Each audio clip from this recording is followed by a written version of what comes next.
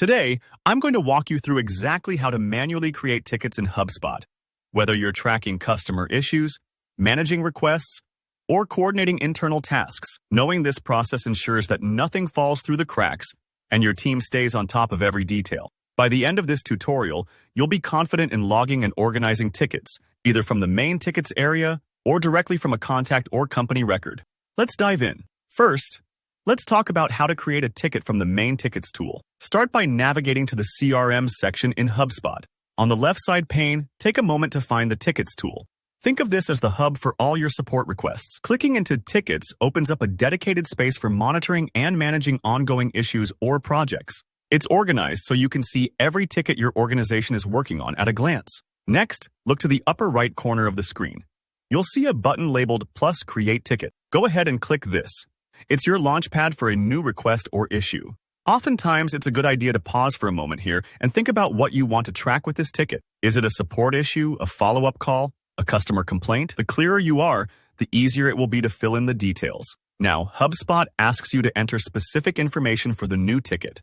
You'll start with the ticket name. Make it descriptive so anyone reading knows exactly what's at stake. You'll also select the pipeline, which is just HubSpot's way of helping you organize tickets based on your workflow or business process, like support or sales or fulfillment. Setting the right pipeline early makes reporting and assigning tasks much smoother. Then, pick a status for the ticket, such as new, in progress, or closed. Statuses allow you to monitor progress at a glance, so it's important to be thoughtful here. To make sure your ticket connects to the right people, use the drop-down menus to associate it with a specific contact or company. Let's say a client called in.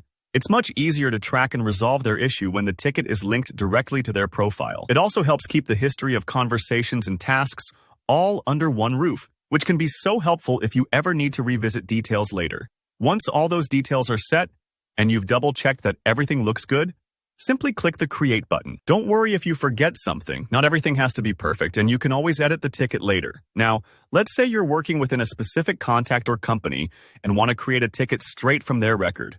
Maybe a customer just emailed you, and you want to log their issue right away.